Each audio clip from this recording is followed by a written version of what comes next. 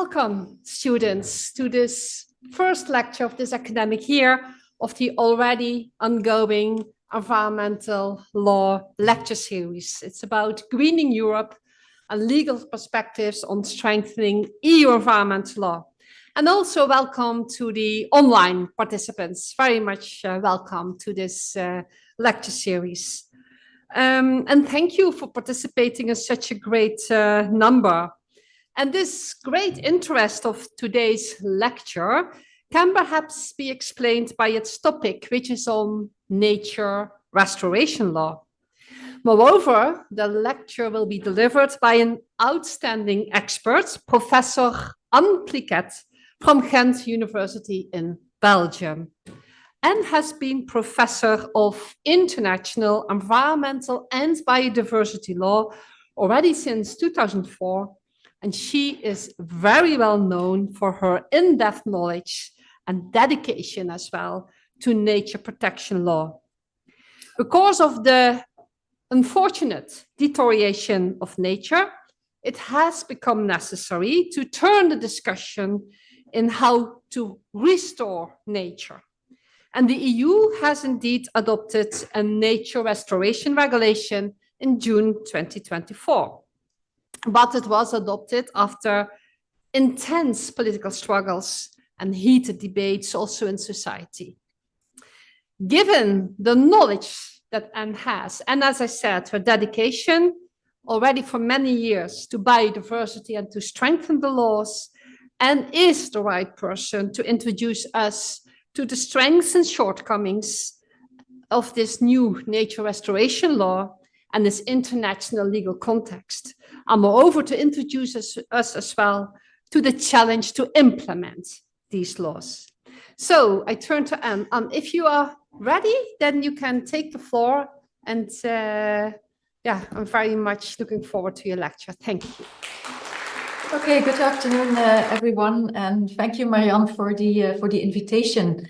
So indeed, I'm going to talk about some recent developments on nature conservation, but above all on restoration in Europe. And a brief overview of what I would like to do is, first of all, give a little bit of background information on the science of the state of nature, talk about the necessity for restoration, then talk very briefly on some of the international and EU commitments, and then indeed delve deeper into the nature restoration law, as Marianne has said, that has been recently adopted. So first of all, what about the state nature is in? And Marianne already mentioned it. I'm afraid it's not in a very good state. And maybe to broaden the picture, first of all, I would like to draw your attention to the planetary boundaries. The planetary boundaries have been identified, and there are 9 of them, that allow humanity to live in a safe, what they call a safe operating space. Now, unfortunately, several of these boundaries, 6 out of the 9, have already been exceeded and make it much more difficult and much more dangerous for humanity to survive on this planet. And as you can see from the slides, the biosphere integrity, including biodiversity, genetic biodiversity, functional diversity, has already been exceeded the most. So that's quite worrying. Another fact I would like to point you to is a report that came out in 2019 from the Intergovernmental Science and Policy Platform on Biodiversity and Ecosystem Services. I know it's a mouthful, it's sort of the counterpart of the IPCC. And in that report, they pointed to the fact that there are 1 billion species at risk of extinction worldwide. So that was really a warning. Now, unfortunately, there is a more recent study that was done in 2023, where they even point to a possibly higher risk, even might be 2 million species at risk of extinction. So again, not very good news. So what about Europe? Are we doing any better here? And unfortunately, no. The latest State of Nature report from the European Environment Agency based on the reporting by the member states, point to the fact that both the habitats and the species in Europe are in a bad conservation state. And looking at the figures, we see that only a small part of the habitats are doing okay, but the majority is in a bad state. The same goes for species. Only 27% is doing good. For birds, it's a bit larger. There it's 47% that is doing okay. Now, when this report came out, it's alarming that in spite of the legislation, still nature is doing so bad in Europe. It was also a wake-up call for policymakers. And just another slide from this report here, as you can see, the situation is not good in all of the member states. And I'm not very proud to say that I'm from Belgium, that Belgium is at the very bottom where more than 90% of our habitats are in a poor or bad condition. The Netherlands is also a bit at the bottom, so also a bit better than Belgium, but also not that good either. Well, then comes the question, have we done anything to stop biodiversity loss over the past couple of years? And the answer is, of course, yes, of course we have. We have done a lot of things, but then what's maybe not that efficient, maybe what went wrong.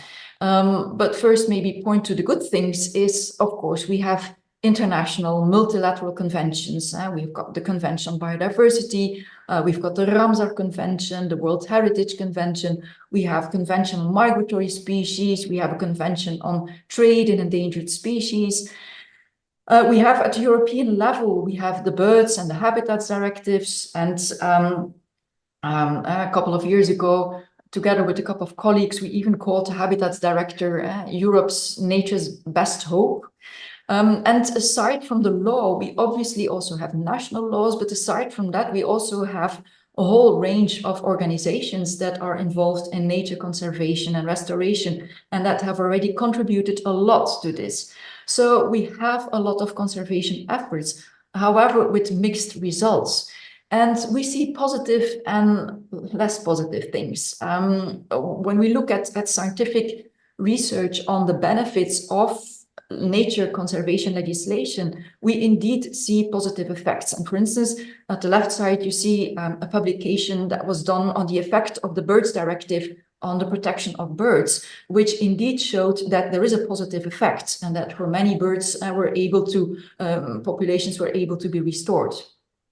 On the other hand, we see that in Europe, we have lost already millions of birds. And the problem is mostly with the more common birds. Also birds, for instance, occurring in farmlands, they are not doing very well. So the ones who are specifically protected, we see there a recovery, but the ones that are not specifically protected, there we see a decline in the populations.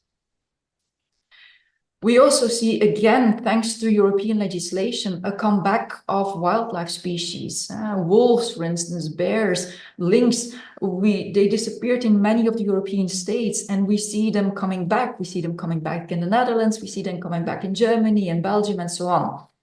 So that's a good thing. And it's clearly thanks to the Habitats Directive, to European legislation.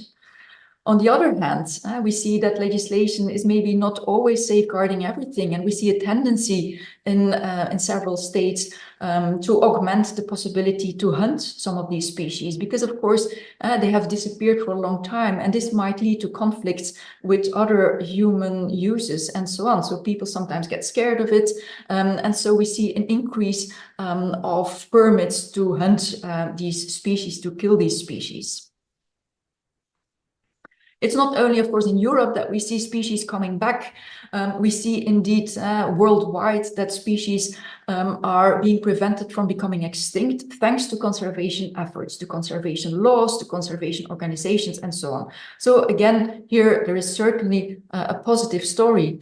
But on the other hand, we also see that many species still are declining. And for instance, insects, it's several publications in recent times have pointed to a rapid decline of insect populations, and maybe they're not the most cute animals here on this planet, but they're very necessary for functioning of nature. So it's also important that we have attention for those species.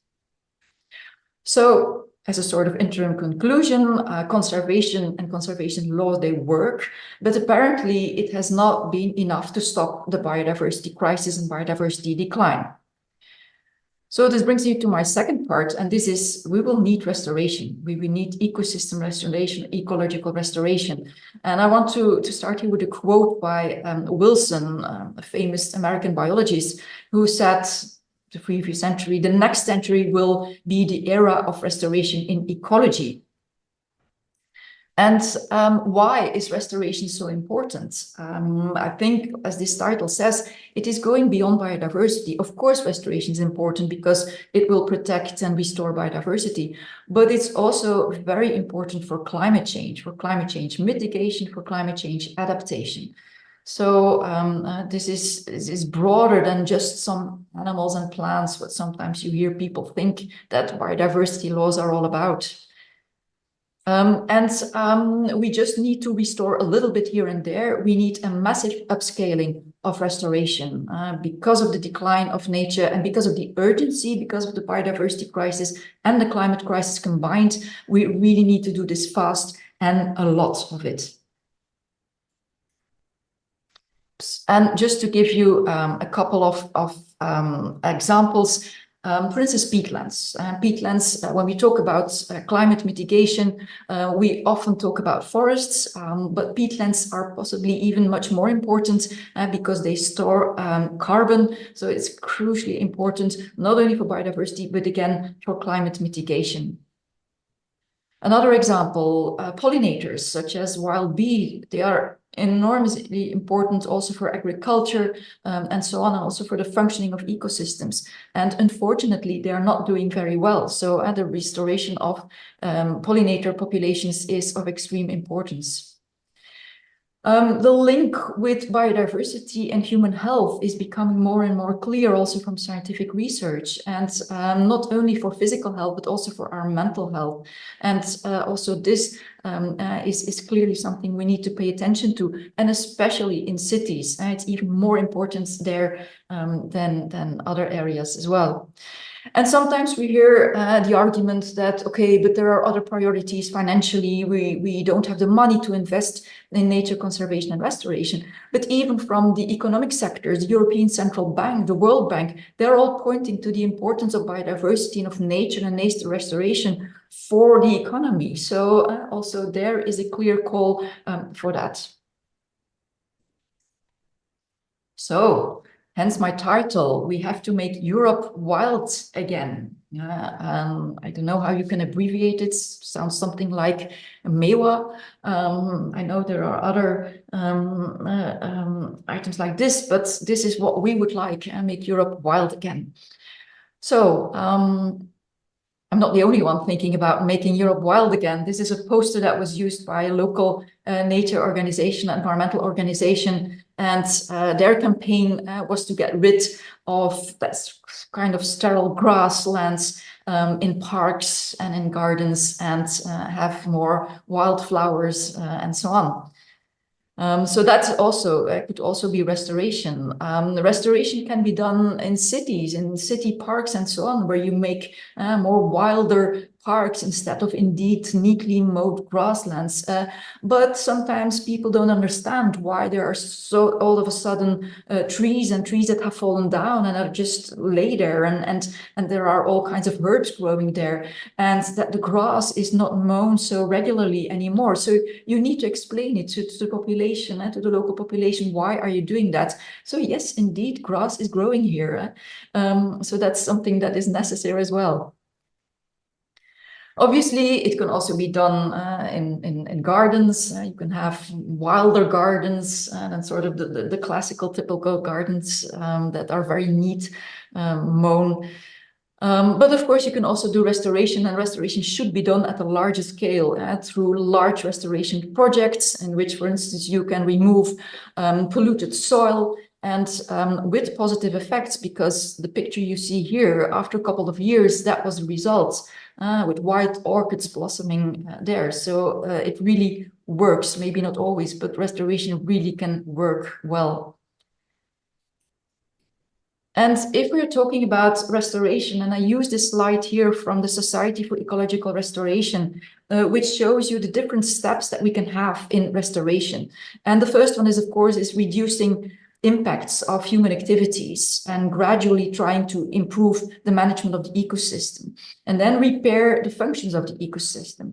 And then gradually you can move to the recovery of your native ecosystem. And you could do this partially or ultimately have a full recovery of your native ecosystem.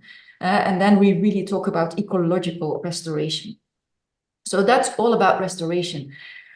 The second thing we need to do is, of course, to prevent deterioration, because then we go the wrong way again, and we have to prevent deterioration of pristine ecosystems, but also, of course, of the ones that are already degraded. We have to prevent further degradation, and also of the restored ecosystems, we have to prevent that they deteriorate again, because otherwise it remains a vicious cycle, and we have to keep on restoring if we keep on letting it deteriorate. So that's very important, and keep it in mind, because this is also part of the restoration law.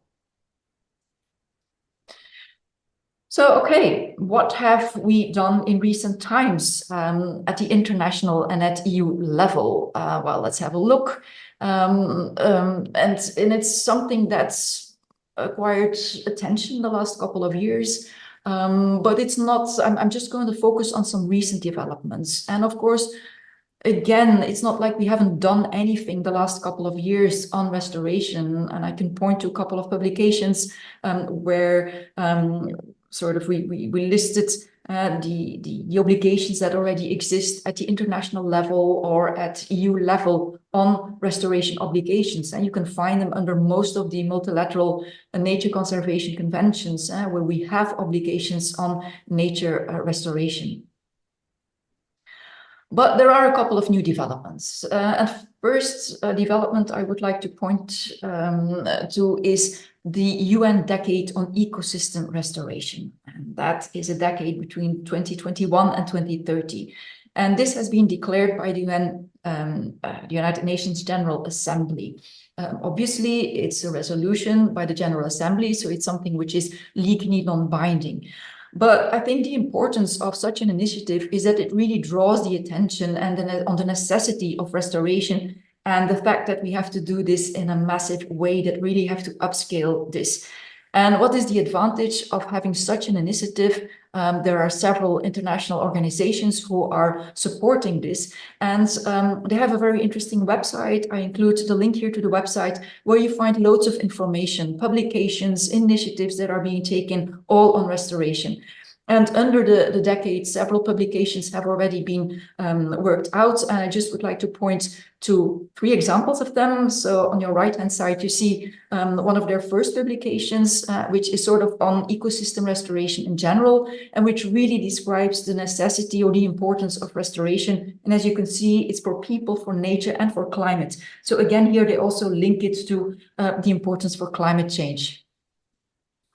Another important publication are the principles for ecosystem restoration that they worked out. And also important is the standards of practice to guide ecosystem restoration, which really contains a checklist from the very beginning that you start with restoration, thinking about restoration, to the very development of restoration projects. So these are very useful publications.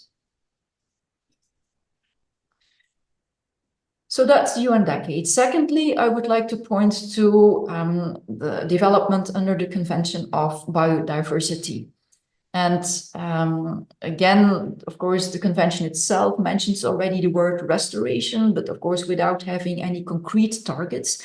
And of course, a couple of years ago, we already had some concrete targets. We had the so-called Aichi targets, 20 concrete targets with a time frame until 2020.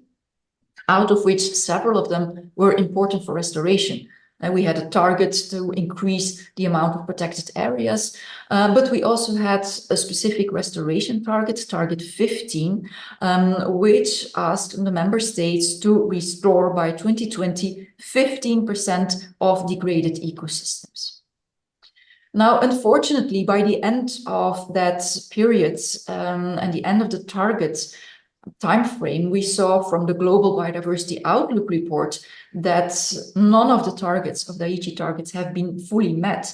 And when we look specifically at target 15, we see indeed that although there are restoration projects all over the world, that the target has not been achieved and far from it even.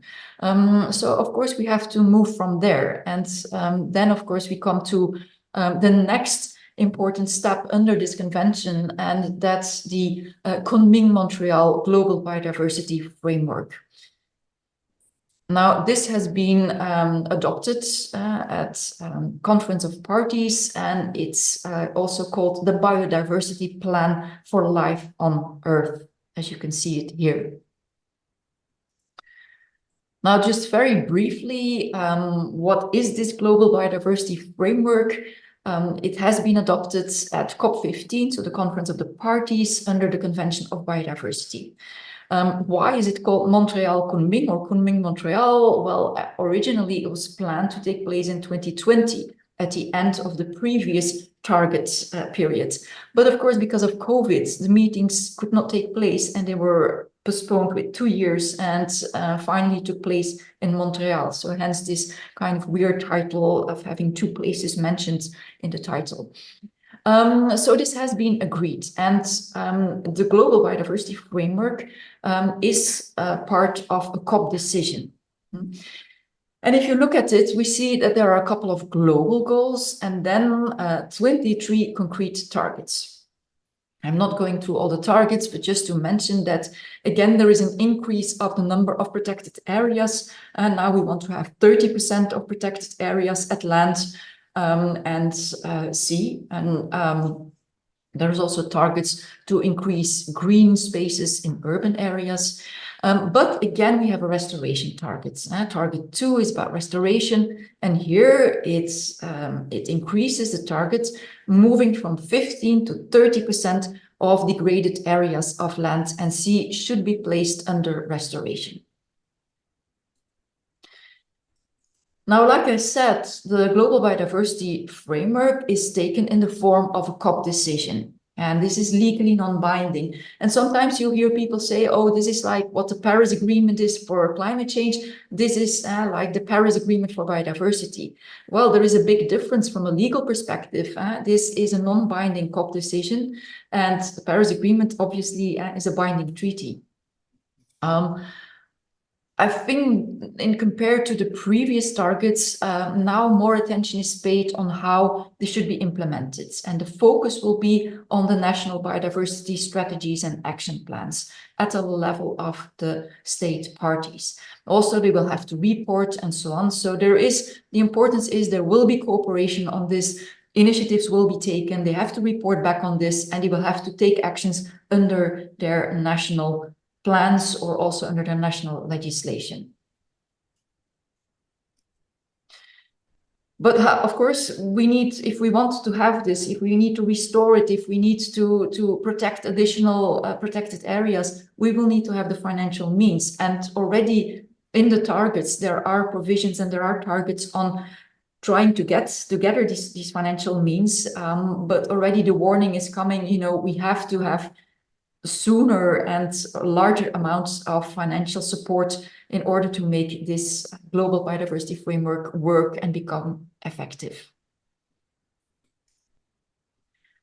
Okay, so then let's have a look at what has been going on at the European level. And of course, you all know about the European Green Deal, the plan from the European Commission, from Europe, to make Europe the first climate neutral continent by 2050.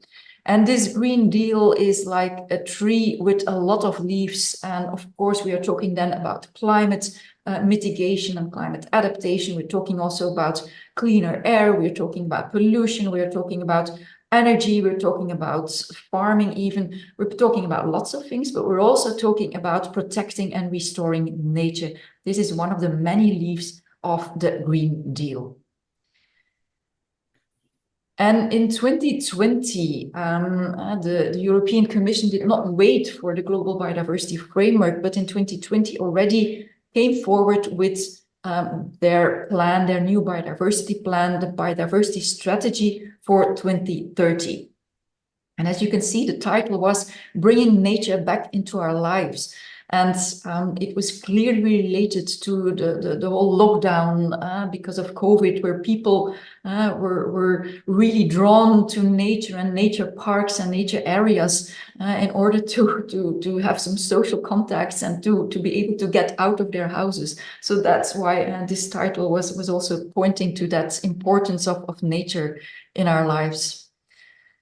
Now, there are several pillars in this biodiversity strategy, and the first one is about protecting nature. And you see parallel also with the international framework that was concluded then later. But also here, the idea is to protect 30% of land and 30% of sea, out of which 10% should be strictly protected. We also need to increase effective management and restore the areas and improve connectivity between the protected areas. However, the biggest part of the biodiversity strategy is a sort of nature restoration plan, and there are many aspects in that. First of all, the species and habitats that are already protected that are not in a good state, as we saw from the State of Nature report. Well, by 2030, at least 30% of the species and habitats should be in a better status, or at least have an improving trend. The Commission also have to propose binding targets on restoration. We have to have at least 10%, or at least that was one of the commitments, have 10% of agricultural ecosystems with high diversity features in the landscape. We have to get at least 25,000 kilometers of free-flowing rivers. There is a commitment to have more nature in cities, and also a commitment to have a reduction, 50% reduction of pesticide use. But my focus, of course, will be on the fact that the Commission, there was a commitment for the Commission to come up with binding targets for restoration. And this brings me to the last but important part on the EU Nature Restoration Law.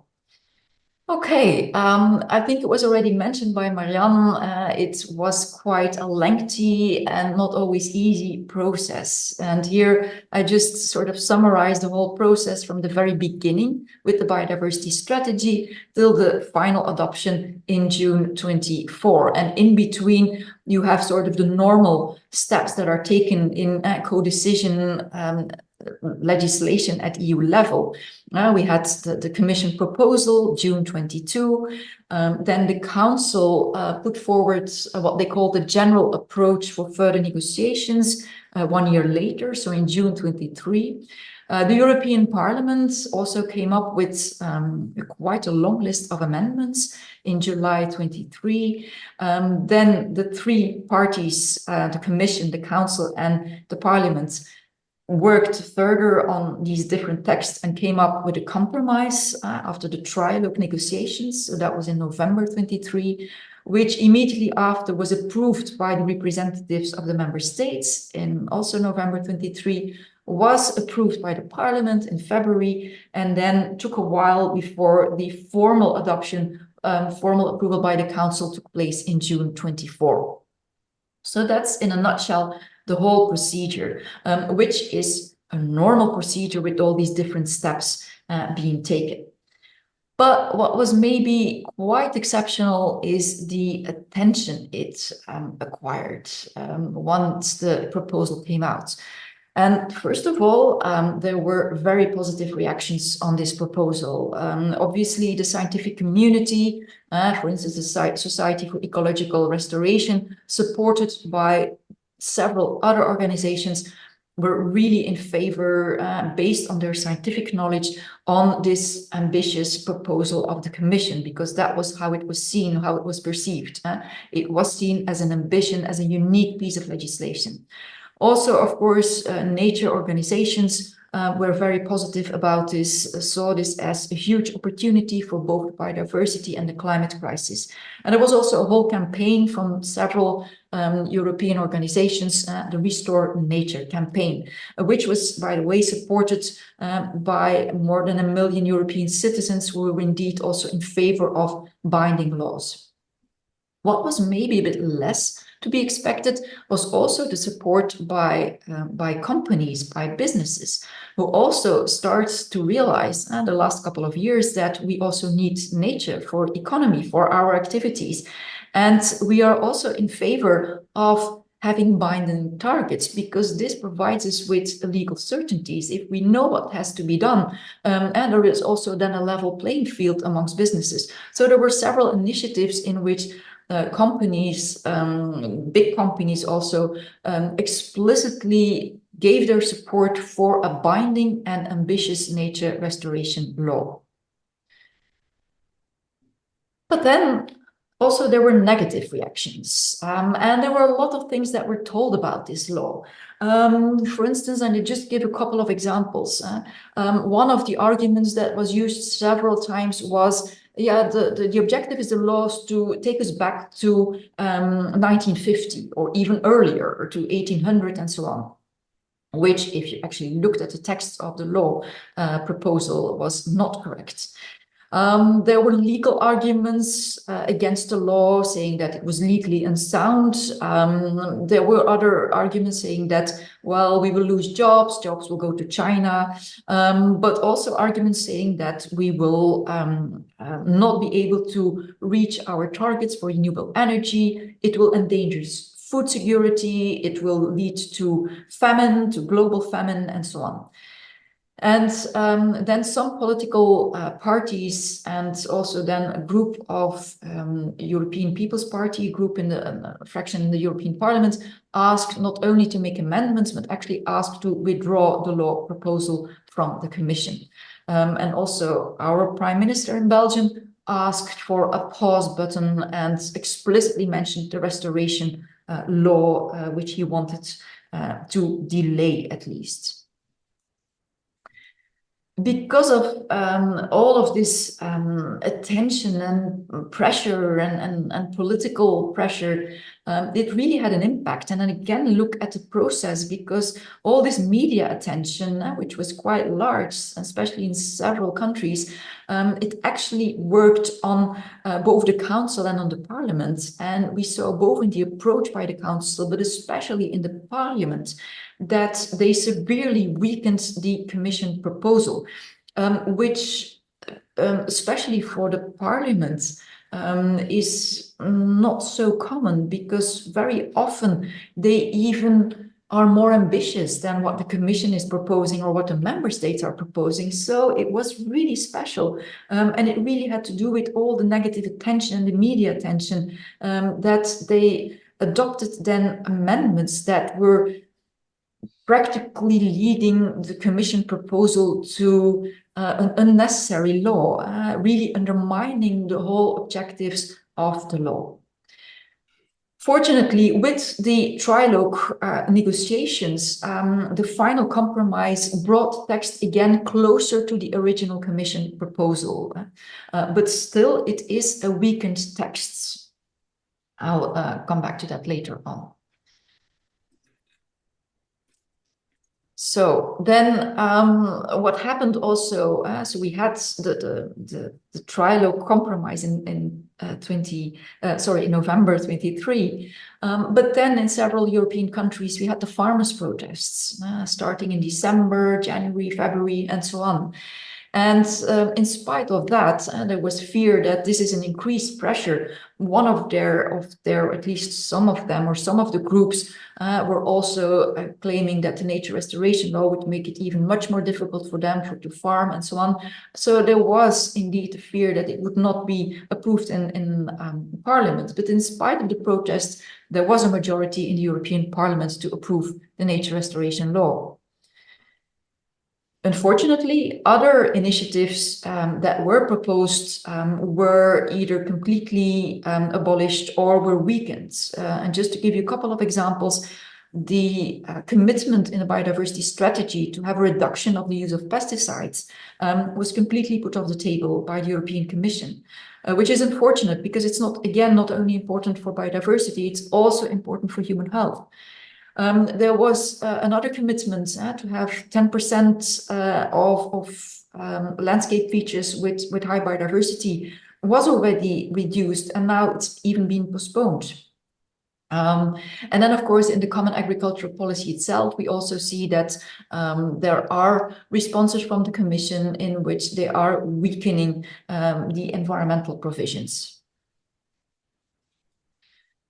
So, because of all these protests, a couple of member states who already approved it through their ambassadors in November 23 and were in favor and were going to vote in favor of the law, then turned around, like for instance, Hungary said, no, we're now going to vote against it. And so it was very uncertain. And you need to have a certain threshold that you need to have under the member states in order to have a law approved. So it was very uncertain till the very close to the meeting in June, where it was again scheduled on the agenda.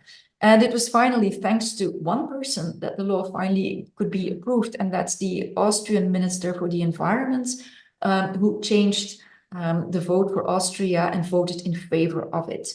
I know there are lots of questions that were asked afterwards on both at the national level, at the constitutional level in Austria, and also at European level, whether or not this was legally problematic. I don't have the time to go in this. Maybe this we could save for the question time. But anyway, the result is that the law has been approved 24th of June. It has been published and it entered into force the 18th of August of 24. I'm just briefly going to give you an overview of the nature restoration law, and then I will go a little bit into more detail on some of the provisions. First of all, I have to point out that there is an extremely lengthy preamble. We have 91 paragraphs explaining all about the necessity and what is in the law and so on. Then we have the first chapter, general provisions on the objectives, the geographical scope, but also a whole long list of definitions. Then I think we have the heart of the law. This is chapter 2 on the restoration targets and obligations for several ecosystems and also pollinators. And maybe just to point you to a little bit of the differences, new articles have been added compared to the original proposal, which provide for additional exceptions on renewable energy and national defense, which in my opinion, were not necessary because already exceptions were provided in the existing articles. On the other hand, another provision was added, and it is the commitment to plant 3 billion trees in Europe. Then we come to the implementation of the nature restoration obligations, and this is through national restoration plans. And maybe just to point another article that was deleted completely, that was an original article on access to justice. And this has been completely removed from the law. Okay, we continue. Next chapter is on monitoring and reporting with lengthy obligations on that.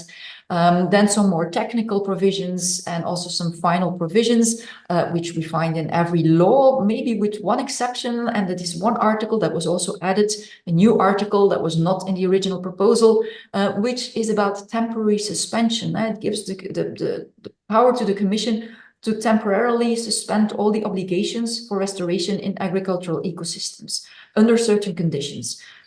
To my knowledge, this is a provision that we have not seen before in EU environmental law, and I don't think it is a positive evolution to have this type of exception included in a law. Finally, we also have lots of annexes. We have annexes with habitat types that need to be restored, and also annexes with indicators for the restoration measures. So, okay, what are, at least for me, the most important features of the law? It, first of all, is the form in which it was taken. It is a regulation. That means that you don't have to transpose it into national legislation.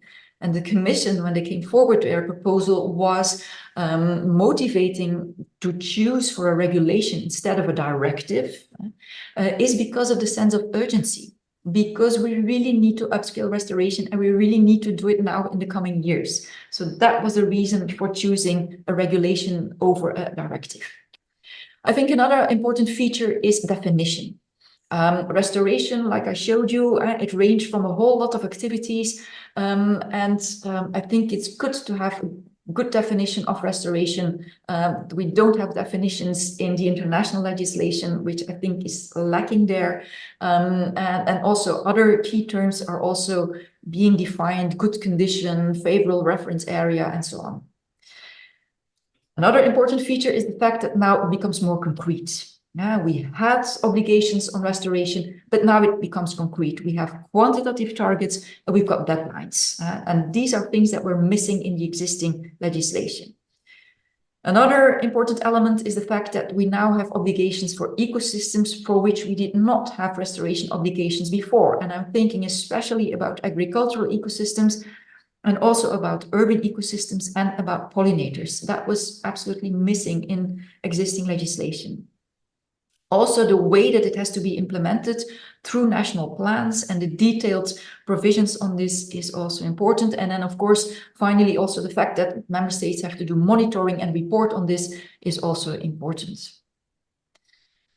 So I would just like to delve a little bit deeper and briefly take you through some of the most important provisions of this law. First of all, the objectives. The regulation will contribute to the recovery of ecosystems, but also will help to achieve the objectives of the EU for climate change mitigation and adaptation.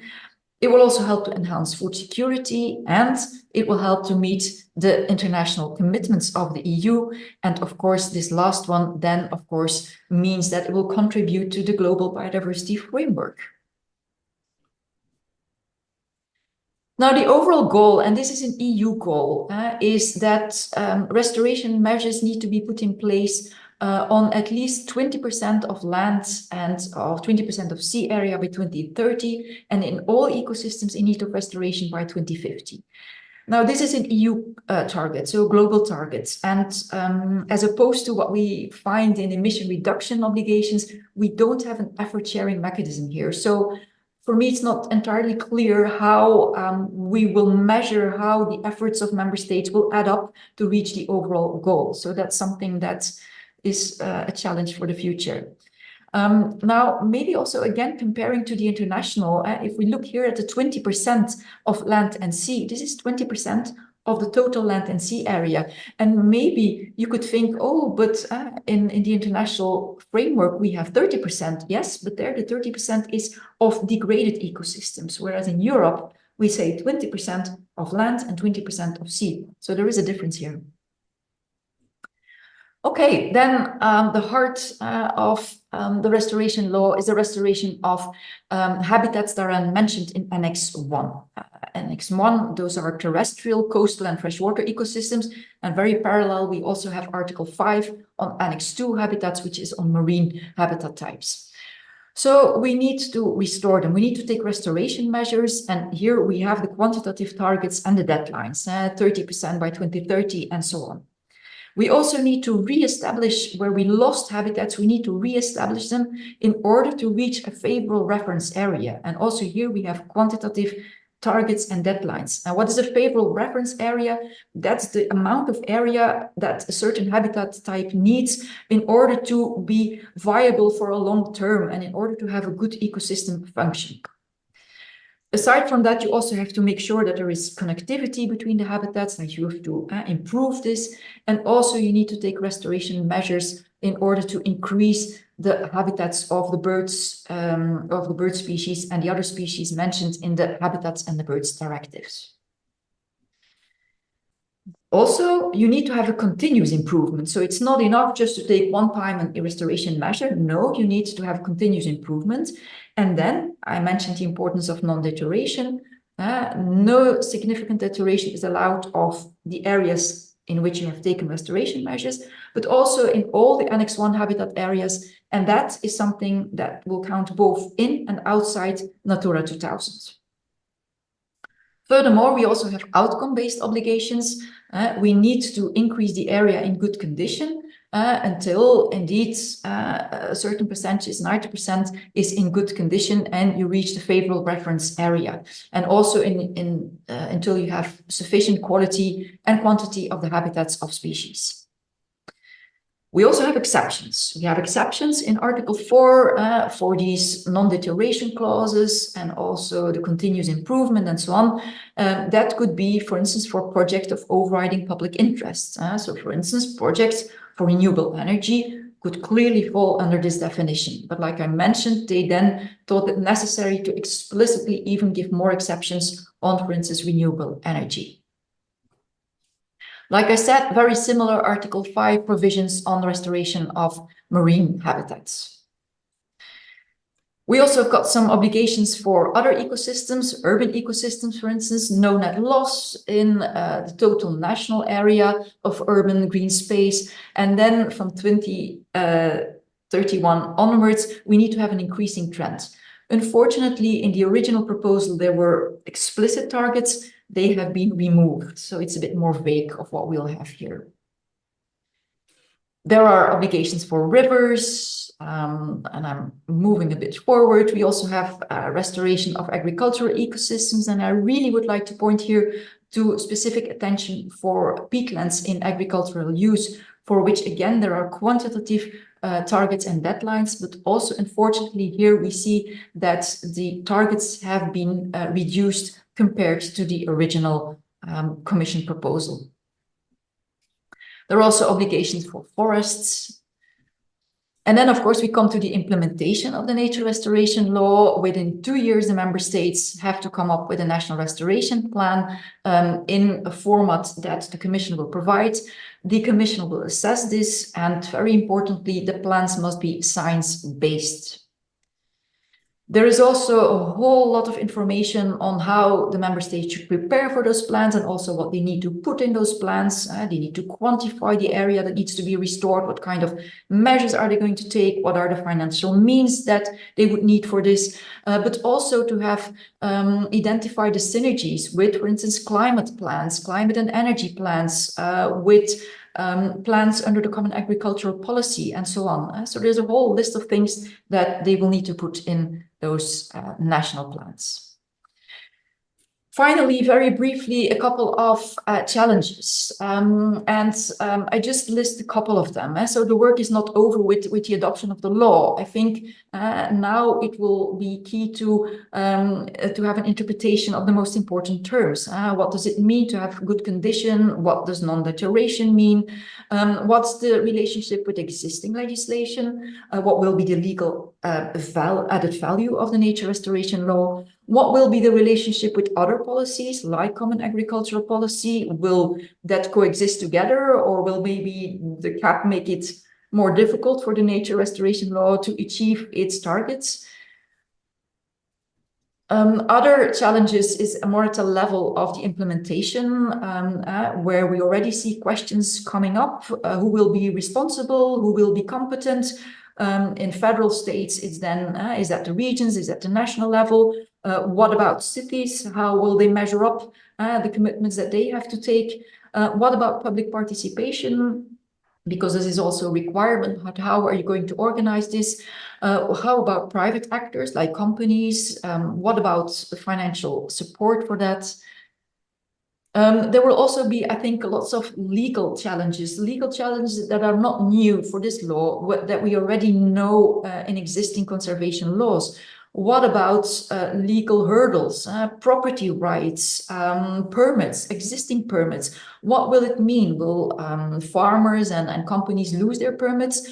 But also, what about restoration activities? Will they be able to move forward with permits, or will it be difficult to obtain those permits, and so on? Also, non-deterioration provisions, that already raises a lot of questions, and these questions will need to be answered.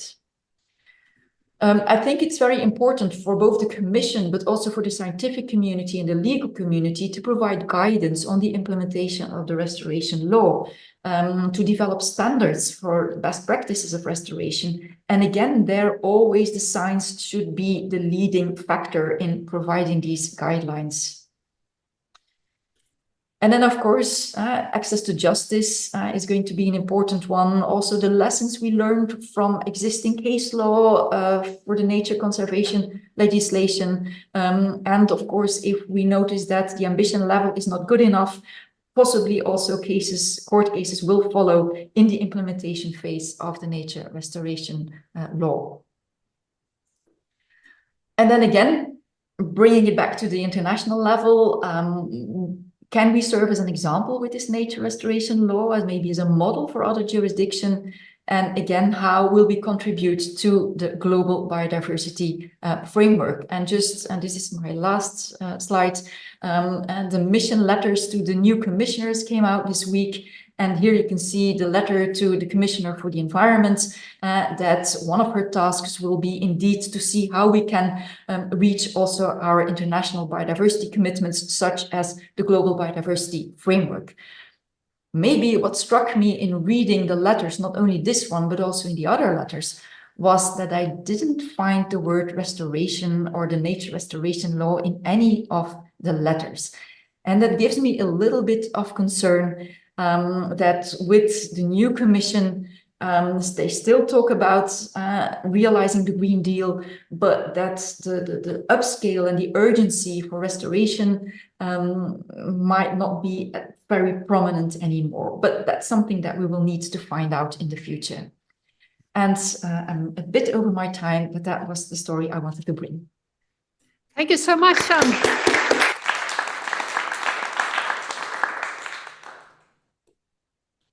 Thank you very much for this fascinating lecture, really clear. Thank you so much.